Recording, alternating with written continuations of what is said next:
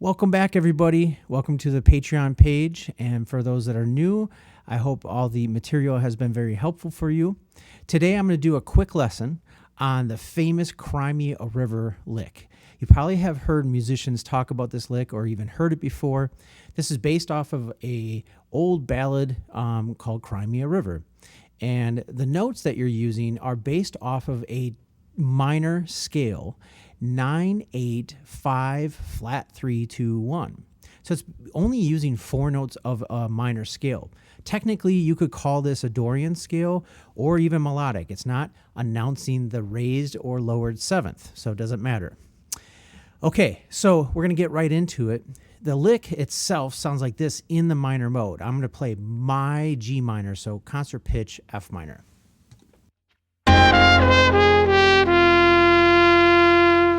All right, that sounds really good in the minor mode. Now, I always tell my students, hey, what you play in minor mode could also be played in the 5 dominant chord as well. So the minor mode is usually played over the 2 chord. So that sounds like this, for an example, in my C7 or concert pitch B flat 7. That sounds like this. Same lick, same notes.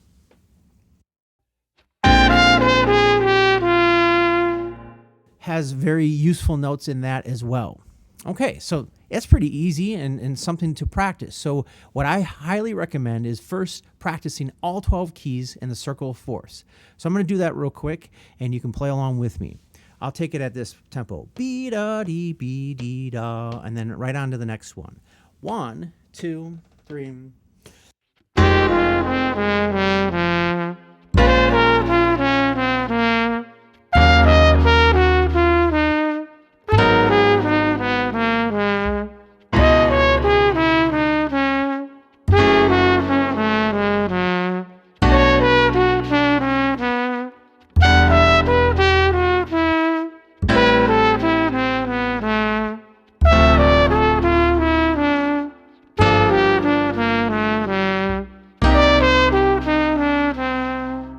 Okay, now the fun begins. Notice on the PDF, I talk about superimposing.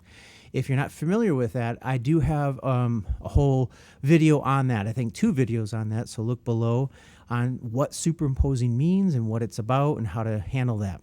So basically, it's taking the original lick that was in minor mode and applying it or laying it over a different chord that's not minor. In this case, we're going to fit it over a 2-5-1. And in my key, let's say we did G minor is the 2 chord, C7 is the 5 chord, and F major is the 1 chord. I'm going to apply it over C7 in a different key, the different minor lick.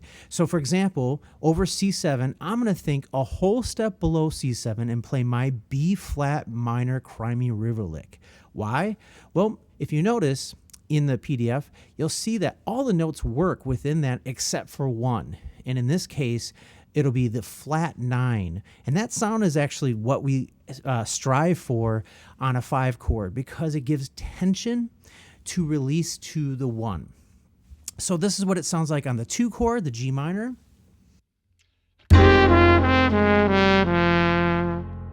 The 5 chord.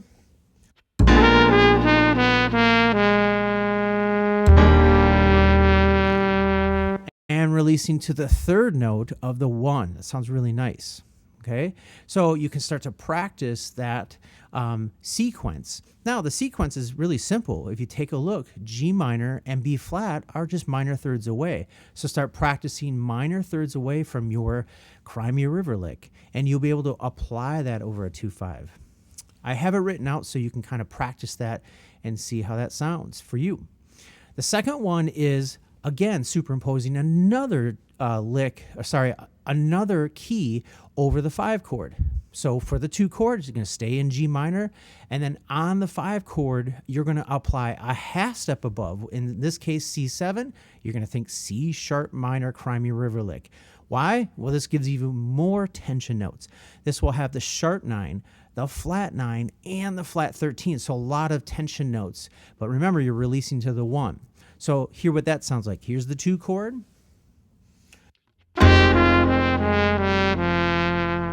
Here's the 5 chord, a half step up, lots of tension.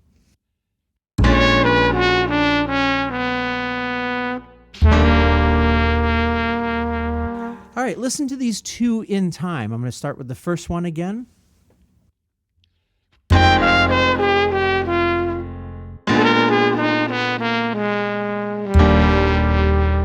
Next one, 2, 3.